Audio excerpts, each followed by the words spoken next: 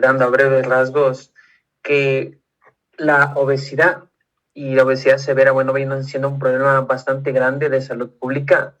Y bueno, pues, de acuerdo a los datos del libro que nos habla acerca de Estados Unidos, nos dice que se está creciendo a un ritmo bastante alarmante y que más o menos 2/3 de la población estadounidense tienen sobrepeso. Y la mitad de estos 2/3 de la población estadounidense ya tienen lo que es obesidad. Como les digo, la teología de la obesidad viene a ser bastante compleja y bueno, van a intervenir factores genéticos, epigenéticos y ambientales y psicológicos dentro de la persona. Es lo que hace que la obesidad sea tan compleja. Y también tenemos que la obesidad, hemos visto que esta tiene predisposición, bueno, tener obesidad da a predisposición a varias otras enfermedades. Y nos damos cuenta que la obesidad es parte del tan nombrado síndrome metabólico. Como ya nos habló Josué en la clase pasada, más o menos para medir lo que es obesidad, utilizábamos el índice de masa corporal.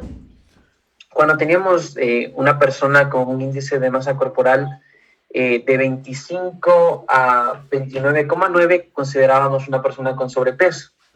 Cuando la persona tenía el índice de masa corporal de 30 a 34,9, le consideramos obesidad de clase 1, y entre 35 a 39,9 le consideramos una obesidad de clase 2, de clase 3 a la mayor a 40 en el índice de masa corporal, y si el índice de masa corporal es mayor a 50, ya teníamos una obesidad supermórbida, por así decirlo. Ahora, es interesante que para tratar la obesidad, especialmente lo que es la obesidad mórbida, íbamos a utilizar lo que era la cirugía bariátrica para poder tratar con estos casos de obesidad mórbida. Como les dije, tener obesidad nos va a predisponer a bastantes otras enfermedades, como son enfermedades cardiovasculares, lo que es la diabetes mellitus, la osteoartritis, etc. Entonces vamos a tener como que una evaluación, un tipo de indicaciones de qué pacientes pueden ser expuestos a lo que es cirugía bariátrica para de esta manera descender el índice de masa corporal del paciente y que este no salga de esta parte de obesidad, de ser obeso. Y para esto teníamos primeramente lo que es una persona con índice de masa corporal mayor a 40, mayor o igual a 40, o una persona con un índice de masa corporal mayor a 35 que tenga alguna comorbilidad asociada, como pueden ser la hipertensión, la diabetes, las dislipidemias, la enfermedad por el flujo gastroesofágico, la artritis, la neobstructiva del sueño, etc. Pero era interesante que en el libro nos citaba que más o menos en un IMC entre 30 a 34,9 y una diabetes mellitus tipo 2, se decía que se estaba evaluando que pacientes, como les digo, con índice de masa corporal de 30 a 34,9 con diabetes mellitus tipo 2 también tengan indicación para lo que sería la cirugía bariátrica. Entre otras indicaciones, también tenemos que antes de al paciente exponerle a lo que es la cirugía bariátrica, vamos a, antes de la operación, que durante 6 meses previos se documente intentos de pérdida de peso que sean mediante cambios en el estilo de vida, cambios en la dieta, cambios en el ejercicio, etc.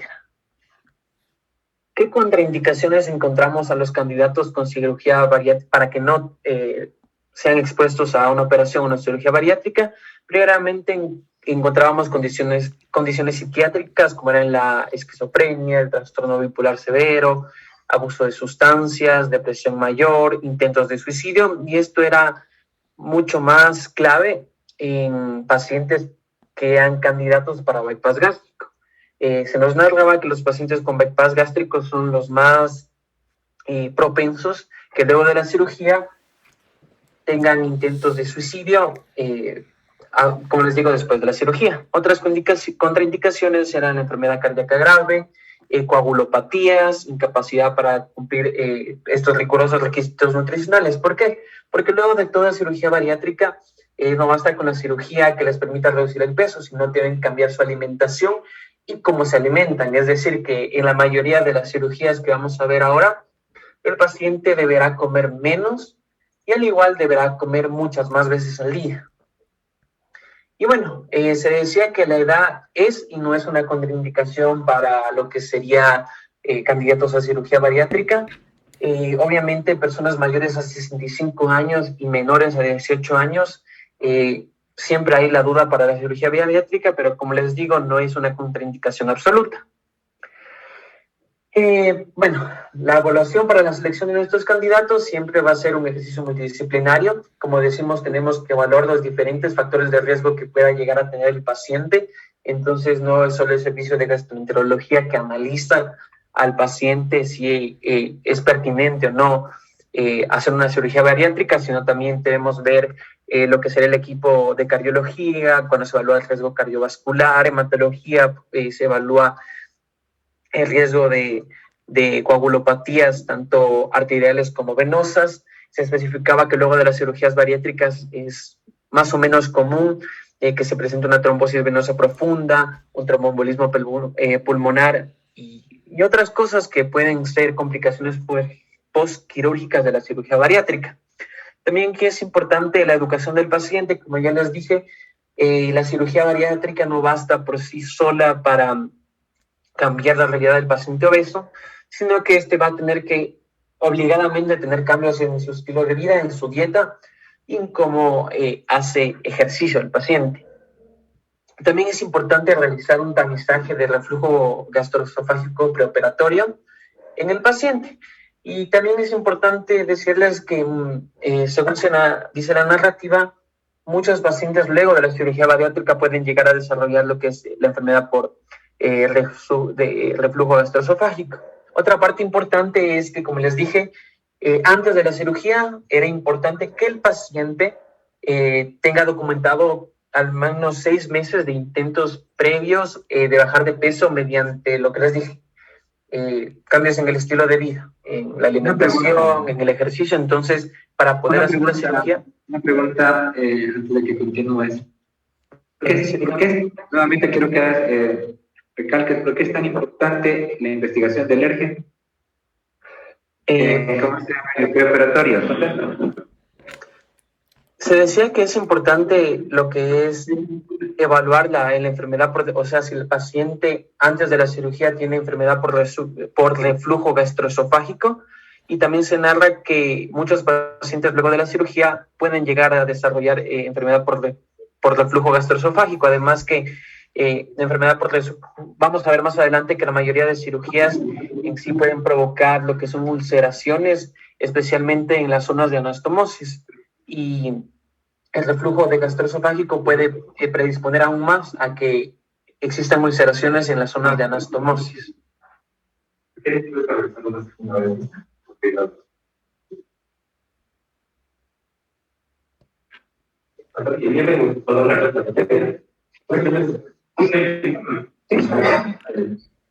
Una cosa importante que deben tener en cuenta es que de los dos tipos de cirugía bariátrica que tenemos, ¿no es cierto? La cirugía manga gástrica y la cirugía bypass. Una de ellas es la que no se puede hacer o no debería hacerse con ERG, ¿no? ERG evidenciado por manifestaciones de pirosis, regurgitación o asociados a una hernia hiatal.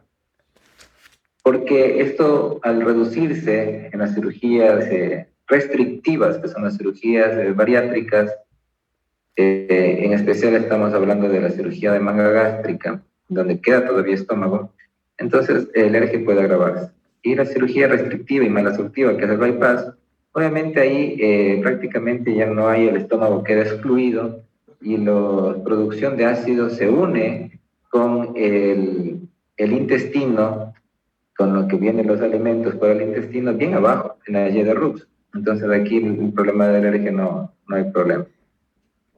Por favor, déjame ver, están saliéndose muchos, ¿no?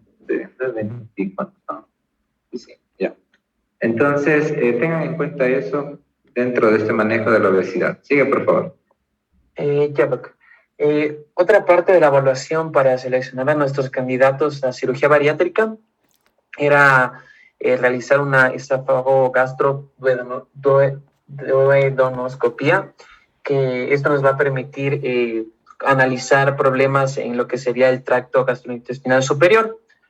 Y también, como vuelvo a recargarles, es evaluar enfermedades concomitantes que tenga el paciente, enfermedades cardiovasculares, respiratorias, diabetes. Y también antes de la cirugía se decía que es importante evaluar si existe o no una apnea obstructiva del sueño. Y bueno, en sí los tratamientos quirúrgicos para obesidad que vamos a ver el día de hoy son estos 5, que déjenme ver el punterito. La parte donde dice A va a ser el bypass gástrico Roux en Y, que podemos ver en la A. La B sería la manga gástrica. Lo que vemos en la parte C es una banda gástrica vertical. Lo que vemos en la parte de la D, que vemos que de la banda más o menos sale a nivel del abdomen, tenemos lo que era una banda gástrica ajustable, y lo que teníamos en la parte de la E era una diversión biliopancreática. Entonces, el primero, como les dije, que vamos a ver va a ser lo que sería el bypass gástrico. Y bueno, para comprender qué es el bypass gástrico, esto consiste, como vemos en la imagen de la derecha, en como que cortar y seccionar mediante clips lo que sería el abdomen y formar lo que sería una bolsa gástrica en lo que sería el paciente. Con esto formamos lo que sería esta gastric pouch o vulva gástrica, y luego unirla directamente al yeyuno y redireccionar todo lo que serían las enzimas digestivas para que no entren con ninguno de los alimentos hasta que ya lleguen a esta unión hasta la parte del yeyuno, por así decirlo. También es importante que cuando se realiza lo que sería el bypass gástrico, se dice que van a haber tanto limitaciones restrictivas en el espacio del estómago como cambios hormonales. Y estos cambios, tanto en espacio, que serían los restrictivos y hormonales, van a hacer que van a aumentar lo que sería la absorción de ciertos nutrientes, y también van a limitar lo que sería la ingesta de comida. Y era una parte importante que dijimos anteriormente, que para evaluar un candidato de cirugía bariátrica va a ser la parte de evaluar la parte psicológica del paciente, ya que según lo que leí, en el bypass gástrico, uno de los componentes que se llegan a absorber más va a ser lo que es el alcohol.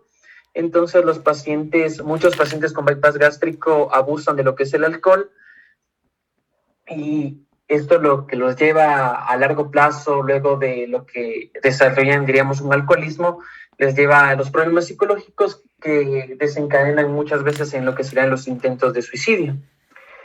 Bueno, primeramente el bypass gástrico se nos decía que antes se hacía a nivel de lo que sería abriendo todo el abdomen, pero actualmente se hace con cirugía laparoscópica, a excepción de que exista al momento cálculos en la vesícula biliar concomitantes.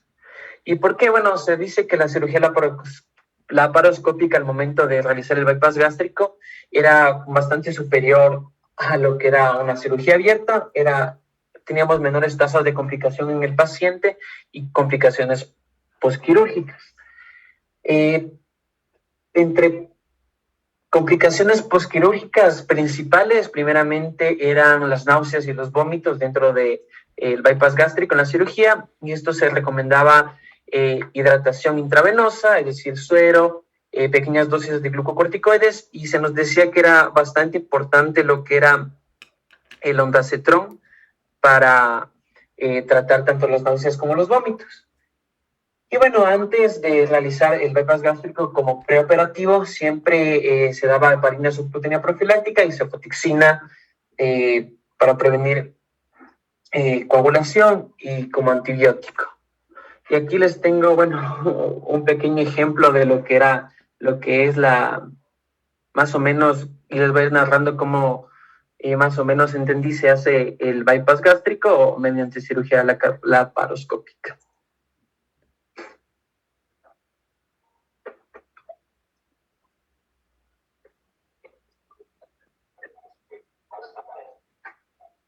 Bueno, como les dije, lo primero que se hacía era, lo que se trataba de reformar esta bolsa gástrica que iba a tener conexión directamente con lo que era el yeyuno. Y bueno, esto lo sabrán más los cirujanos, pero para la cirugía laparoscópica se usan todos estos puntos y un trocar, según lo que entendí. Se decía que primeramente se retiraba lo que era el aumento mayor para poder acceder a lo que es el estómago y la primera parte del intestino delgado. Y según la literatura que estaba leyendo, se comenzaba más o menos a unir esta parte, la primera parte del intestino delgado, bueno, no la primera parte del intestino delgado, sino las curvaturas del yeyuno.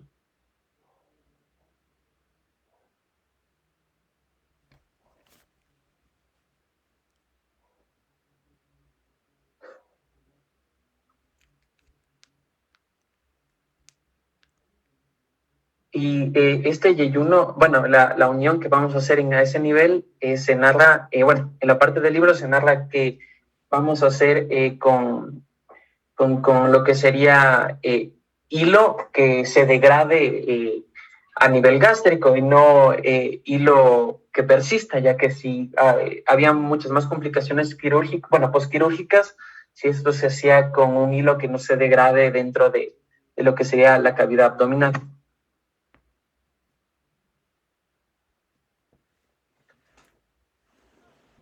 Y bueno, además de lo que sería la unión mediante el hilo de sutura, también se iban a aplicar lo que eran grapas para unir tanto lo que sería la parte del yeyuno y también, como vamos a ver más adelante, para crear lo que sería la bolsa gástrica.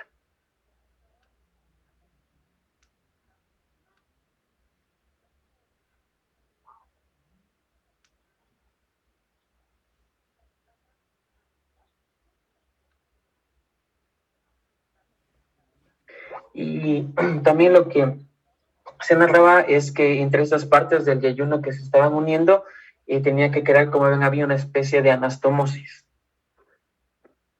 que lo está haciendo ahorita el cirujano.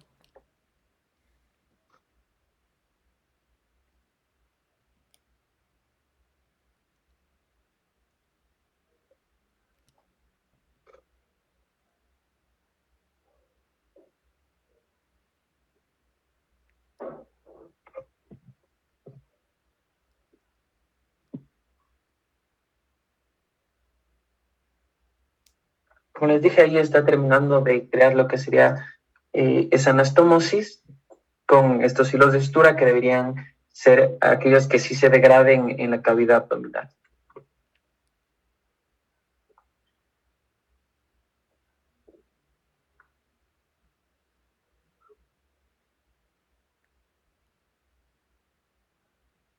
Y bueno, eso luego se trata de acercar lo que sería a la curvatura más o menos mayor de lo que sería el estómago. Ahí nos decía que debíamos identificar lo que sería la arteria gástrica izquierda,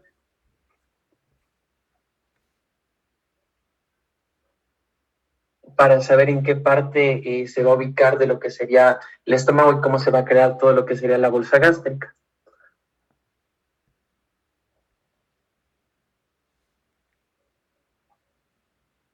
Y se colocaban primeramente esos clips que están viendo allí.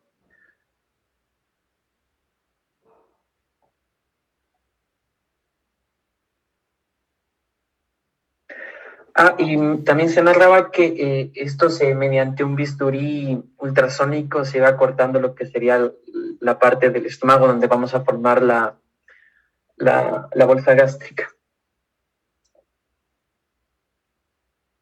Bisturí armónico, no ultrasonido, armónico.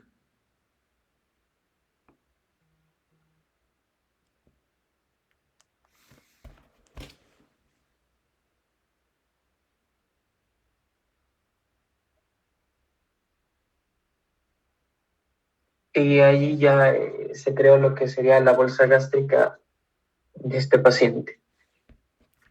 Y de ahí se procedía a hacer la anastomosis gastroduodenal.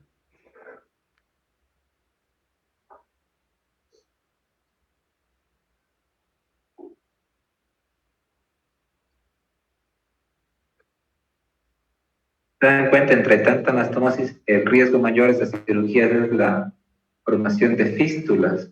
Estas fístulas que se forman pueden ser súper riesgosas y comprometer la vida, inclusive terminar en recuperaciones tras recuperaciones y una cirugía fallida. Entonces, con el tiempo y la experiencia, pues los cirujanos tienen ahora, ahí está ese hueco ya en el pouch, para poder hacer este tipo de cirugías con menos riesgo, menos complicaciones.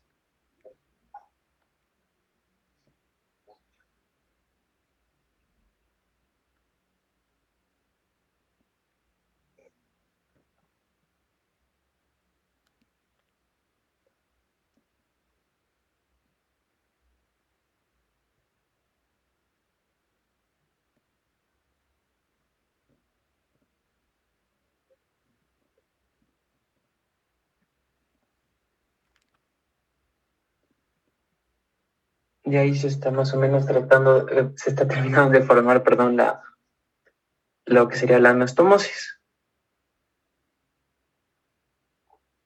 Esta sería gastroduodenal, bueno, de la bolsa gástrica a lo que sería el yeyún.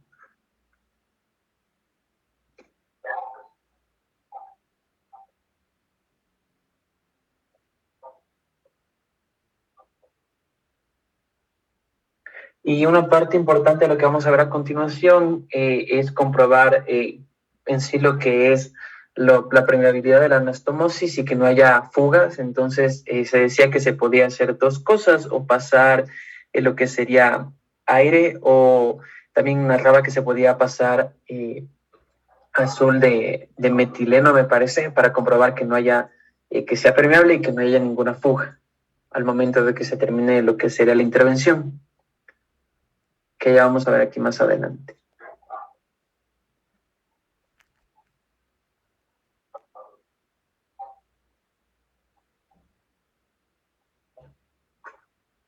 En este caso, se narra que estaban usando lo que es aire para comprobar que no haya ninguna fuga. Ya. Ahora prosigamos con la exposición. Ya, bueno, antes de pasar a la gastrectomía vertical, quería decirles que, bueno, de los riesgos más importantes que pueden haber en esta intervención, obviamente va a ser el sangrado o posibles hemorragias. También, nos narra que si al momento de hacer la anastomosis gastroduodenal existe mucha tensión o está muy alejado de lo que sería la unión entre lo que sería la unión de la curvatura mayor con lo que sería el esófago, podrían provocarse curvaturas o torsiones de lo que sería la bolsa gástrica, y esto podría llegar a hacer que éste se ocluya en sí. También para hacer el procedimiento podrían primeramente provocarse daños en lo que sería el aumento mayor, y al momento de intentar ingresar, muchas veces narraba que podía llevar a grandes sangrados y que la pared abdominal sea bastante gruesa. Es importante que, como vemos aquí, el tamaño de la bolsa gástrica es bastante menos que el estómago, y aquí siempre van como a haber bastantes problemas. Primeramente, un problema importante va a ser de absorción de vitaminas, por lo tanto el paciente por el resto de su vida tendrá que seguir tomando complejos multivitamínicos, y también se narra que por lo menos inhibidores de la bomba de protones los primeros 6 meses post cirugía, o en su caso se podrían usar lo que serían prostaglandinas E1, que en este caso iban también igualmente a inhibir un poco lo que sería la secreción de ácido, bajar el pH de lo que sería el ácido gástrico. Los primeros días, obviamente, el paciente va a consumir prácticamente solo alimentos líquidos, luego de un tiempo va a consumir alimentos semisólidos y ya después de un tiempo sólidos. Aquí habían bastantes, algunos problemas que se podían presentar para el paciente. Primeramente por la pobre absorción vitamínica que va a tener, incluso podrían desarrollar deficiencia de vitamina B1 y luego desarrollar encefalopatía de Wernicke, puede desarrollar en lo que sería deficiencias de vitamina B12, etcétera. Ahora vamos a proceder con lo que era la gastrectomía vertical, que sería, en este caso, también se le llama manga gástrica. Y bueno, esto más o menos incluye esta gastrectomía vertical, remover aproximadamente lo que sería un 80% del estómago. Como ven, prácticamente toda la parte de la curvatura mayor se va a excluir. Y lo que se va a quedar aquí, como pueden ver en esta partecita, va a quedar en una forma tubular y este más o menos debía tener un diámetro de 28 a 32 French, que eso es alrededor de 9,3 a 10,7 milímetros de diámetro en cuestión. Igualmente, una de las complicaciones de esta gastrectomía vertical van a ser fugas, por eso siempre se comprueba o con azul de metileno o con aire. Una manga muy apretada podría provocar estenosis de todo lo que era el tracto digestivo, como siempre va a ser el sangrado, tanto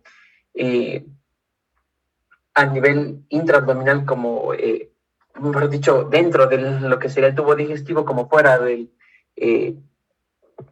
tubo digestivo. Aquí vamos a ver también cómo más o menos se realizaba lo que era la manga gástrica y les voy a tratar de ir narrando.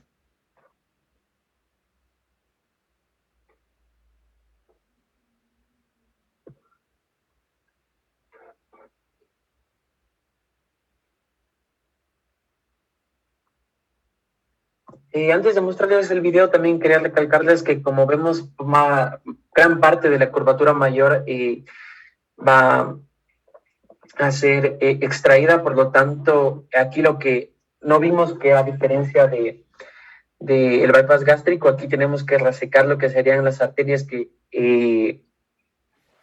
irrigan lo que sería la curvatura mayor y encontramos aquí las gástricas cortas y las tanto gastromental izquierda como gastromental derecha. Y se debería tener especial cuidado resecando estas arterias.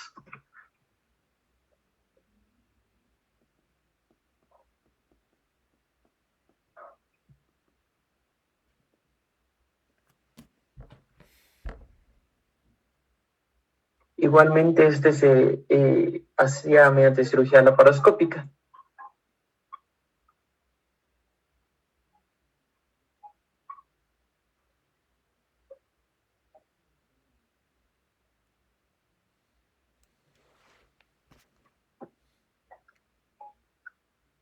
El ángulo de His, por si acaso, es lo que sería el angulito que se forma en esta parte donde está mi flecha, en la unión del esófago con el estómago y la curvatura mayor, a esta altura de aquí.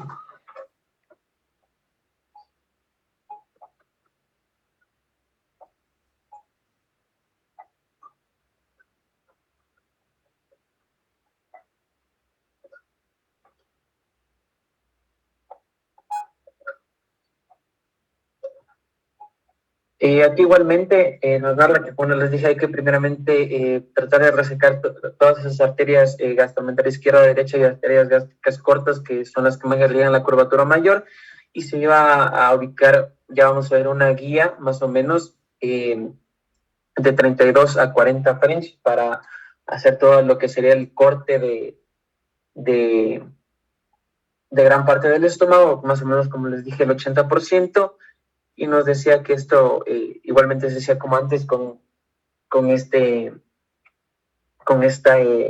bisturí ultrasónico que le decía el libro.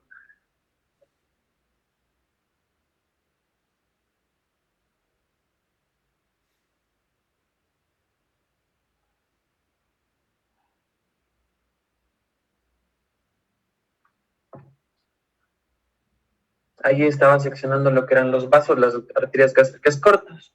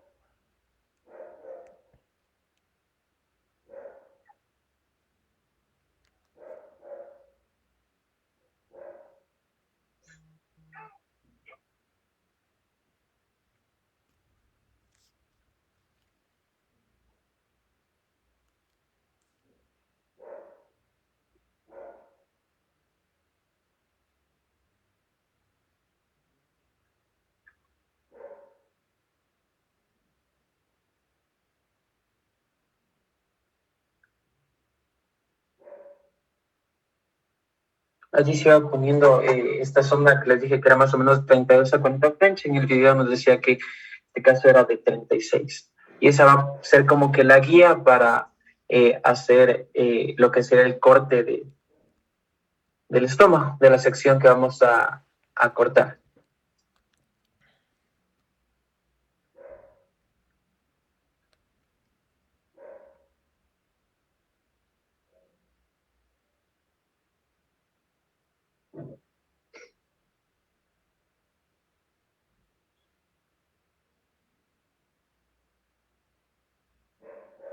Yéndome adelantándome, igualmente nos narra que luego de realizar el corte se va a coser, por así decirlo, se va a suturar a la parte que cortamos.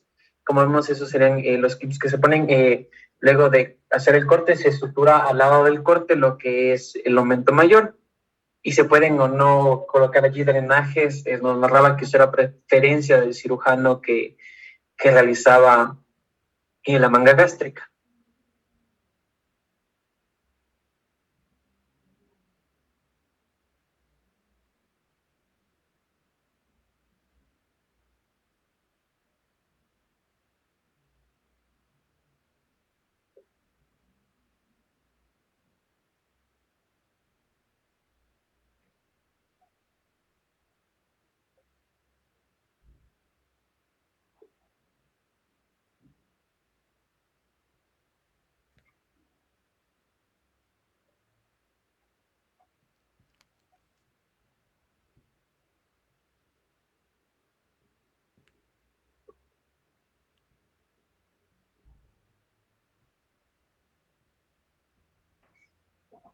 En este caso, ahí está colocando lo que sería para el drenaje.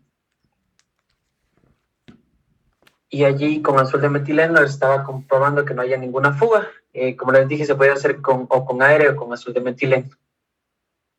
Y está sacando lo que sería la parte, ahí sacó lo que sería la parte que seccionaba del estómago. Y allí está viendo a la curvatura que quedó del estómago lo que sería el aumento mayor.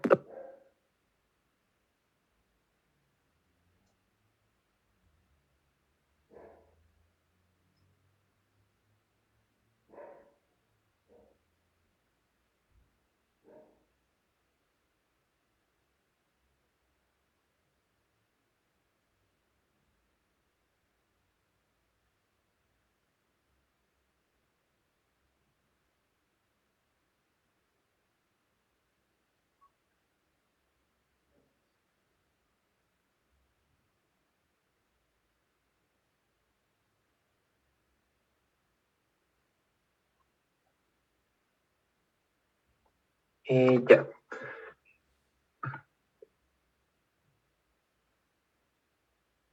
Bueno, más o menos, se me está pasando, aquí, ya, más o menos se nos narra que en alrededor de 8 semanas el paciente va a tener que pasar de dieta líquida a ya dieta sólida.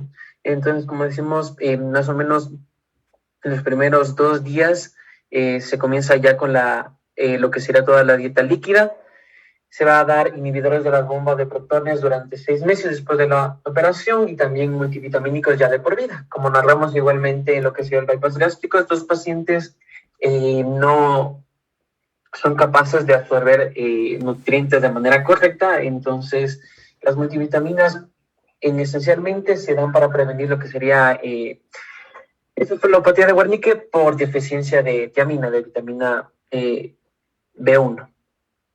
También es importante, como les dije, la dieta va a avanzar a lo largo de lo que sería 8 semanas como paciente ambulatorio, primero comenzando los primeros 2 días con líquidos, luego alimentos que sean semisólidos, como son alimentos tipo puré, y luego vamos a pasar a lo que sería ya la dieta regular. Y también se va a realizar este UGI que consulté, que son más o menos unas imágenes de series de radiográficas que se van a realizar a lo que sería la parte superior del tubo digestivo para examinar lo que sería posoperatoriamente el tracto digestivo superior y comprobar también el hidropaso de contraste a través de la manga gástrica, sin que ésta se extravase, es decir, igualmente sin que ésta tenga fugas. Luego podemos ver otro tipo de operaciones que les mostré al inicio, que era la banda gástrica, que había una banda gástrica normal y otra que era ajustable. Voy a retroceder hasta esa parte para indicarles. Estas dos, tanto la imagen C como la imagen D, corresponden a lo que sería bandas gástricas. Esta es vertical y la que marcada como D es una banda gástrica ajustable, y la tipo E, que es una biliopancrática. Aquí era importante recalcar que se nos narra que las bandas gástricas sí van a ser las bandas, no, la manga, perdón, es la B, que era la excepción. Las bandas gástricas C y D eran las menos eficaces en lo que sería la reducción de peso, en este caso que estábamos tratando de tratar la obesidad. Las bandas gástricas iban a ser las con peores resultados para lo que sería la pérdida de peso, y la que presenta menor mortalidad y mayor pérdida de peso iba a ser la biliopancrática, la tipo E, pero era la menos indicada y se realizaba prácticamente solo el 1% de todas las cirugías bariátricas. De hecho, ya el switch biliar, ese ya no se usa, tiene riesgos bastante de complicaciones, y la banda, no la manga, ¿no? La banda gástrica autoajustable, de un tiempo acá se hizo, pues tenía algunas complicaciones severas, como es la internalización de la banda, es decir, se erosionaba hacia la luz del estómago y luego tenían que ser retirados quirúrgicamente. Entonces también cayó en desgracia. Esas dos cirugías ya no se hacen acá. La más común, la manga gástrica, que es la gastrectomía vertical, ¿no? Y obviamente en casos selectos del bypass. El bypass tiene más riesgo de complicaciones, más problemas malabsortivos. La manga gástrica es una cirugía más bien solo restrictiva.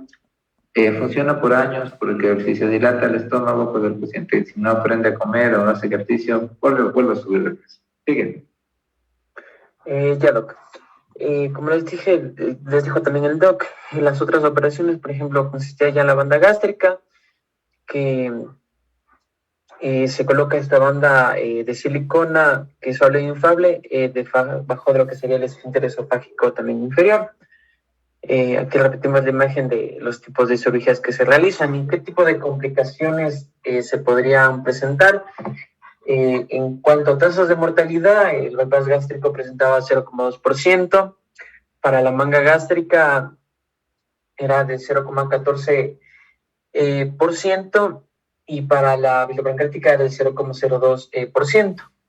También aquí podríamos clasificar las complicaciones quirúrgicas en intraoperatorias, posoperatorias tempranas y posoperatorias, lo que sería posoperatorias tardías. Las tempranas eran dentro de los 30 días posteriores a la cirugía, y las posoperatorias tardías serían aquellas complicaciones que se presenten más de 30 días después de la cirugía. Entonces, las tempranas teníamos fugas, lo que sería al realizar la cirugía, tal vez en la parte de la anastomosis es donde más se pueden presentar fugas, también trombosis venosa profunda, embolia pulmonar e infarto agudo del miocardio. Por eso, uno de los criterios para elegir a los pacientes era analizar problemas de coagulación que puedan o no tener los pacientes. Y en las posoperatorias tardías encontrábamos lo que eran las estenosis de la anastomosis, la formación de cálculos biliares. Estos se podían presentar después de las cirugías. Y bueno, como les dije anteriormente, si estos estaban presentes antes de realizar la cirugía, en cambio se realizaba una cirugía abierta donde se realizaba la cirugía bariátrica, también la extracción de la glándula. También deficiencias nutricionales, por esto es lo que se daba todo lo que era un complejo multivitamínico al paciente. Se pueden provocar obstrucciones intestinales, úlceras. Como les dije, las úlceras se presentaban mayormente en las zonas de anastomosis, en la bypass gástrico, en la anastomosis gastroduodenal, problemas de hipoglicemia, también una invaginación intestinal, que, bueno, sería el intestino se mete igualmente dentro del intestino. Igualmente, dentro de los 30 días se podrían provocar isquemia en lo que es a todo el nivel del intestino, etcétera. Otras complicaciones, como les digo, pueden ser complicaciones también respiratorias y cardiovasculares en el paciente. La más común respiratoria era la embolia pulmonar, y entre los riesgos cardiovasculares encontrábamos el infarto agudo del miocardio. La isquemia intestinal, que era una complicación tardía que se daba en el bypass gástrico, y este era el resultado que en esta extremidad de Rokes que se utilizaba en el bypass gástrico que vimos, se podía llegar a torcer y producir una hernia interna. También cuando se produce isquemia intestinal vamos a tener los signos de isquemia, que iban a ser el dolor abdominal intenso, la hematoquesia y signos de abdomen agudo. Y cuando hablamos de hematoquesia, vamos a referirnos que va a haber un paso de sangre brillante en lo que se recto. Y bueno, el libro nos narra que la tasa de complicaciones en estos pacientes van a estar bastante relacionados con la experiencia que tenga el cirujano y el hospital donde se realiza el procedimiento. También se nos narra que la embolia pulmonar se puede presentar, bueno, se presentaba mayormente en lo que era mujeres, y eran más o menos la mitad de causas de muertes en el periodo perioperatorio, como una complicación intraoperatoria. Por esto que antes de la cirugía vimos que se daba heparina de bajo peso molecular antes de realizar el procedimiento. Y también para prevenir las embolias pulmonares también se colocaba lo que era un filtro en la vena cava inferior. Y esto reducía los casos de embolia pulmonar. Me acuerdo que era más o menos del 6,5% o más o menos el 1,3%, si no estoy mal. Las complicaciones pulmonares también son más presentes en lo que serían pacientes masculinos, mayores de 50 años o con enfermedad pulmonar crónica. Por esto se decía que la edad también puede ser o no lo que sería un factor descartante o no para lo que sería las cirugías bariátricas. Los pacientes también como complicación postoperatoria tenían lo que sería vómitos persistentes, y esto les daba primeramente un riesgo de neumonía por aspiración y también una deficiencia de lo que era la vitamina B1, que aparte que no la pueden absorber bien, va a haber incluso una poca absorción del complejo multivitamínico si por estos vómitos persistentes, y por esto se daba también gran parte de lo que era la ondansetron. También era importante que se podía postoperatorio se podrían formar lo que eran cálculos en la vesícula, la colelitiasis, que se puede presentar más o menos hasta un 38% de los pacientes después de lo que sería el bypass gástrico. Y para esto, profiláctico, para lo que no se desarrolle la colelitiasis, se daba lo que era el ursodiol, que era una dosis diaria de 600 miligramos durante los primeros 6 meses después de la cirugía. Otras complicaciones quirúrgicas iban a involucrar lo que sería obstrucciones intestinales, igualmente más o menos en las zonas de anastomosis, y también se podrían provocar obstrucciones intestinales cuando existen invaginaciones del intestino delgado sobre sí mismo. Muchos de estas se narra que no pueden ser tratados lo que sería mediante terapia no invasiva, y muchas veces obstrucciones intestinales se tenían que resolver mediante intervenciones quirúrgicas. También los pacientes que tenían mayor riesgo a que desarrollen lo que eran estas invaginaciones intestinales son aquellos que han perdido más del 90% de su exceso de peso. Entonces, aquellos pacientes con obesidad, aquellos que hayan perdido ya casi todo lo que sería la grasa abdominal que tenían de más. También una de las complicaciones más grandes eran la formación de úlceras.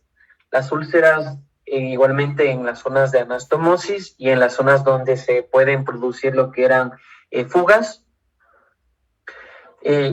Algo que aumentaba muchísimo la aparición de úlceras era primeramente tabaquismo, aquellos pacientes que posquirúrgicamente no dejen de fumar, el uso de lo que sería antiinflamatorios no esteroides y también el uso crónico de glucocorticoides. Es por esto que se prohíbe fumar, y obviamente también se prohibía bastante lo que era el uso de todo lo que eran los AINES. Igualmente, otra complicación que puede provocar estas úlceras en los pacientes era que estos sean positivos para el Helicobacter pylori. Por esto, antes de realizar la cirugía, deben ser tamizados para lo que serían la Helicobacter pylori y ser tratados a tiempo, ya que muchas de estas úlceras igualmente luego no pueden ser tratadas de manera no invasiva, y existían dos métodos, que era mediante endoscopía o mediante otra vez una cirugía. Otra complicación, como dijo el doc anteriormente, era la que se producen fístulas dentro, principalmente en el bypass gástrico, que se produzcan fístulas entre la zona de la bolsa gástrica y la parte del estómago que se ha aislado. Y al momento de que se produzca esta fístula y haya un paso de líquidos a través de esta fístula de la bolsa gástrica a la parte del estómago que es aislado, ya no existe propiamente lo que sería el aislamiento, la disminución de volumen del estómago, y por lo tanto no va a ayudar al paciente a lo que sería la disminución de peso. También otra complicación importante era el síndrome de dumping. Este síndrome de dumping podía ser temprano o tardío, y este síndrome de dumping era la sensación de un vaciado gástrico sumamente veloz en el paciente. El temprano se daba más o menos 15 a 30 minutos después de comer, y el tardío más o menos 2 a 3 horas después de una comida rápida, Y esto se daba principalmente por el consumo de comidas hiperosmóticas.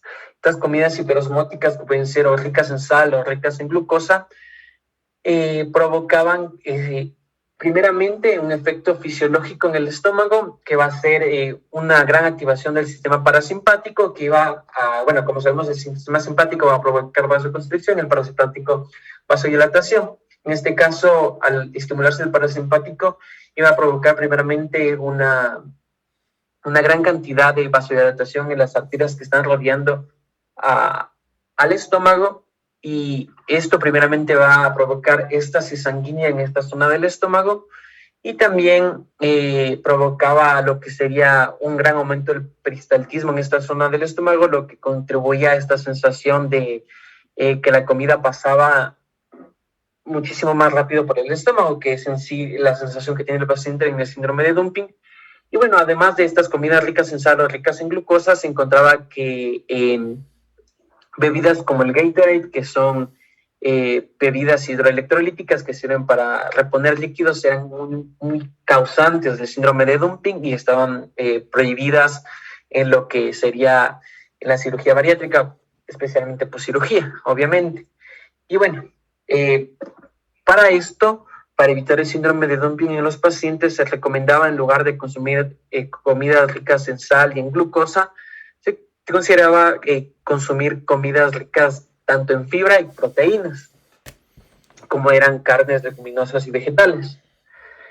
¿Qué factores de riesgo igualmente encontrábamos en lo que sería para todas estas cirugías bariátricas que vimos anteriormente? Eran la edad avanzada, mayores a 65 años, el sexo masculino, el índice de masa corporal alto, que especialmente aquellos mórbidamente obesos, que clasificábamos aquellos con IMC mayor a 50, y también comorbilidades, como eran las enfermedades cardiovasculares, enfermedades pulmonares, problemas, coagulopatías, diabetes mellitus, entre otras.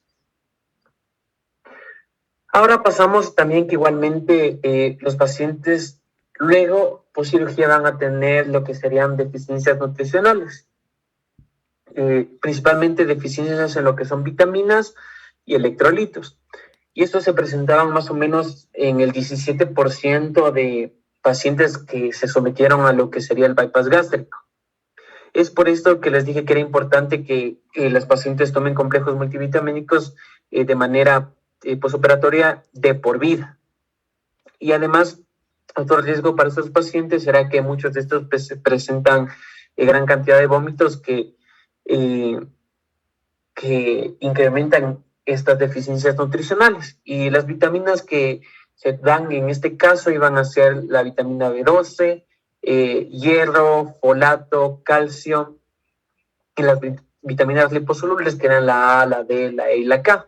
El principal riesgo en las deficiencias de vitaminas notábamos que era la deficiencia de etamina, que nos llevaba a esta síndrome de Wernicke, encefalopatía de Wernicke.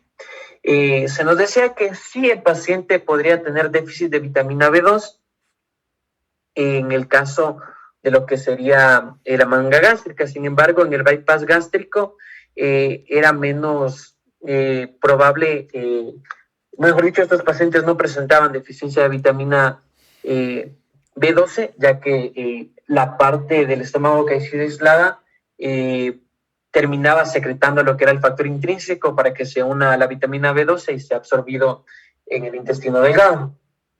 Igualmente, estos pacientes iban a presentar deficiencias de calcio, hierro y folatos, por lo tanto estos también se daban conjuntamente con los complejos multivitamínicos. Los principales resultados que presentaba la cirugía bariátrica en cuanto a la reducción de peso en los pacientes obesos era que al menos el 61,2% de los pacientes que se sometían a estas cirugías tenían una pérdida sustancial de peso. Muchos otros casos se decía que los pacientes no son capaces de someterse a todo lo que implica el posoperatorio de las cirugías bariátricas, y como les indiqué, siempre va a llevar allá varios cambios en el estilo de vida. El más notorio va a ser que los pacientes van a tener que comer muchas más comidas al día, pero en menor cantidad. ¿Ya? En este caso, para lo que sería el bypass gástrico, la efectividad era del 61,6%, para la manga gástrica era del 70,1%, y para la banda gástrica era tanto la vertical como la ajustable era más o menos del 68%, y la del ajustable era del 47,5%. También, entre otros resultados que encontramos, es que se van a reducir lo que era la incidencia de ciertos tipos de cánceres relacionados con la obesidad, como eran los adenomas de esófago, los cánceres de mama en mujeres posmenopáusicas, cáncer de cervix, linfoma no Hodgkin, también lo que era mieloma múltiple. También en sí, además de prevenir, no prevenir, sino reducir la incidencia de estos tipos de cánceres relacionados con la obesidad, también se reducía la mortalidad por otro tipo de enfermedades relacionadas con lo que era la obesidad, especialmente la diabetes, y luego lo que serían las enfermedades cardiovasculares. También se disminuía aquellas enfermedades en las arterias coronarias, Y aquí, como les dije anteriormente, especialmente en aquellos pacientes con bypass gástrico, había una mayor incidencia en accidentes de tránsito y suicidios. Y lo explicaba de tal manera que aquellos pacientes con bypass gástrico se producía un fenómeno de mayor absorción de lo que era alcohol. Por lo tanto, con menor bebida, aquellos pacientes que se sometieron a bypass gástrico absorbían mayor cantidad de alcohol. Y esto los llevaba a un estado de, primeramente, de ebriedad mucho más temprano y que esto provocaba una gran cantidad de accidentes de tránsito y además al momento de absorber con mayor facilidad el alcohol, atravesaban un proceso de alcoholismo mucho más temprano, mucho más rápidamente, que les provocaba este problema de abuso del alcohol y los llevaba a lo que sería un problema de depresión que aumentaba las tasas de suicidios en estos pacientes con bypass gástricos. Igualmente, los beneficios se pueden resumir primeramente en menor mortalidad, menor morbilidad, menores síntomas gastrointestinales, como los dolores abdominales, la acidez estomacal, la hinchazón abdominal, y también se resolvían lo que sería la apnea del sueño, principalmente. Se mejoraban todos los que eran los factores de riesgo cardíaco. Como sabemos, uno de los principales factores de riesgo cardíaco es la obesidad y también la diabetes mellitus. Se reducía bastante y se mejoraba la enfermedad por reflujo gastroesofágico.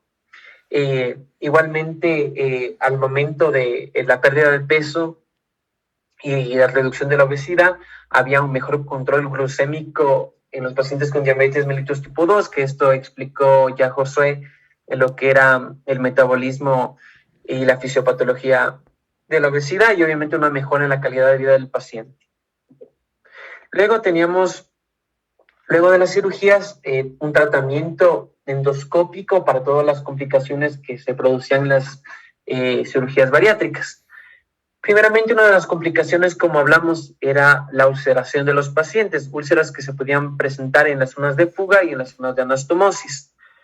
Que estas se desarrollaban, eran complicaciones tardías, mayores a 30 días, y dentro de los primeros 3 meses luego de la cirugía. Bueno, entre los síntomas que presentaban los pacientes con las ulceraciones era el dolor epigástrico, náuseas, vómitos, intolerancia a la mayoría de alimentos, la hemorragia manifiesta, que era la hematoquesia, y bueno, alrededor del 61% de los pacientes eran asintomáticos y solo el 39% presentaban los síntomas que yo les narro a continuación. Y bueno, la ulceración en sí se daba por pequeñas cantidades de ácido que se producían dentro de la bolsa gástrica, en el caso del bypass gástrico, sino en la parte que quedó del estómago en caso de la manga gástrica. Y este ácido que se producía, este exceso de ácido que se producía dentro de la bolsa gástrica podía provocar lo que eran reflujos. Igualmente, las úlceras se podían producir por infección por Helicobacter pylori no diagnosticada, no tamizada. Igualmente, el abuso del cigarrillo, tabaquismo que no se resolvió, problemas de alcohol que no se resolvieron y, como vimos, aumentan luego de la cirugía. También el abuso de AINES, como eran el ibuprofeno. Igualmente, al momento que pueden provocar ulceraciones es dejar cuerpos extraños como las suturas que no se degradan. Por eso era importante que se usen suturas que se degraden dentro de la cavidad abdominal, o también igualmente grapas no absorbibles. Como dimos cuenta, se usaban bastante las grapas, especialmente que era la manga gástrica, y también la tensión en la extremidad de Roux, que esta tensión, además de poder producir úlceras, también podía provocar torsión de lo que era la bolsa gástrica y por lo tanto obstrucción de la bolsa gástrica.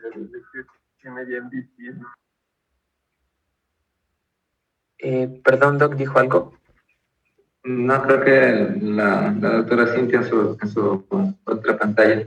Yo lo que quería mencionarles es que este asunto de las úlceras son más complicadas en el bypass, y cuando esto sucede en el estómago excluido, complica el abordaje endoscópico para hacer tratamientos. Hace poco tuve que asistir en un procedimiento de estos, en un bypass, en donde hicieron una ostomía del estómago para poder entrar vía laparoscópica al endoscopio, y observar si había sangrado o no en esa área. Entonces, esto obviamente de cierta complejidad que hace que los manejos endoscópicos usuales sean mucho más complejos. Entonces, debe quedar claro para ustedes que estos pacientes no deben tener el Helicobacter pylori, que es una de las causas que provoca úlcera, y dos, los antiinflamatorios. Hay que tener mucho cuidado con ellos, ya que esta sería la segunda, ¿no? Después, todos los hábitos nocivos, alcohol, tabaco y otras, pues, está por demás que si quieres bajar de peso no deberías andar en eso, ¿no? Sigue, por favor. ¿Cuánto tiempo te falta para terminar esta expo tuya? Ya casi, creo que unos 10 a 15 minutos. Porque les quiero decir una cosa, porque mañana tengo que presentar un tema en una conferencia virtual. Entonces yo les voy a pedir más bien quedarnos ahora porque yo estoy todavía en el hospital, así que ya llego a la casa. Entonces yo necesito terminar de revisar la expo para mañana y más bien cualquiera de estos días que les presento a ustedes también esta expo porque es muy buena sobre microbioma y continuaríamos la siguiente clase. ¿Ya? Ya, Doc. Exacto, hasta ahí donde hemos quedado sobre las alteraciones y luego que me parece tu compañera continuaría. Para poder así de esa manera tener tiempo para llegar a la casa, de revisar la expo y mañana estar listo. ¿Ya? Me dijo Cintia sobre este asunto de las guardias. Sí, si desean hacerlo, pues yo creo que sería muy interesante que lo hagan con Cintia, porque ella los conoce o los va a conocer poco a poco a todos. Y como trabaja directamente conmigo, pues va a tener mucho más atención con ustedes, es una buena residente y está ya en su fase final de posgrado, entonces conoce mucho, sabe mucho de la especialidad y les va a tener más atención que van a ir todos los días. Entonces, vengan a las guardias de ella, puede ser las tardes para que no se queden hasta tan de noche y así entonces aprovechan todo lo que es hospitalización y las cosas que se hacen acá. Si quisieran quedarse toda la noche, bueno, pueden hacerlo. A lo mejor es una experiencia que si no la tienen, pues deben vivirla para que sepan, pero créanme que van a tener muchos años de estar casi, hasta ahora, miren, hasta ahora estoy en el hospital y ya me voy a jubilar. Entonces van a tener muchos años en donde van a estar en el hospital atendiendo y algunas veces van a decir, ya no quiero hacer más guardia. Pero si quieren aprender y estar ahí, pues vengan, no tengo ningún inconveniente, ¿ya?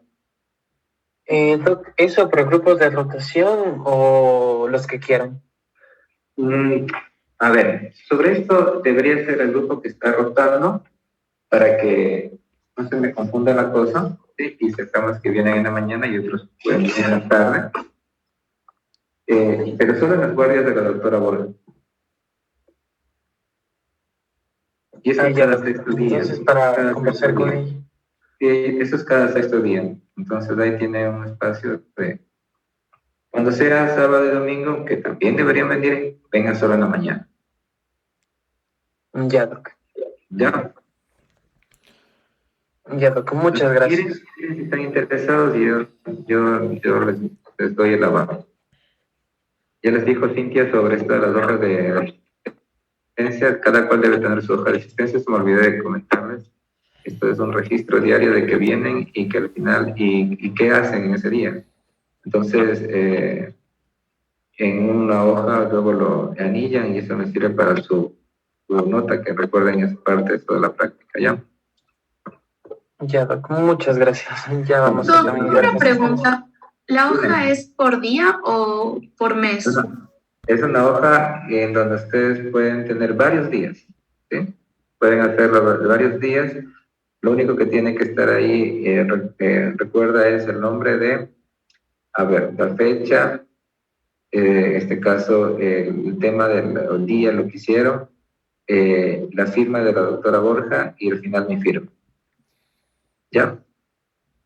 Ya, Doc, gracias. Bueno, es individual, no nuestro grupo.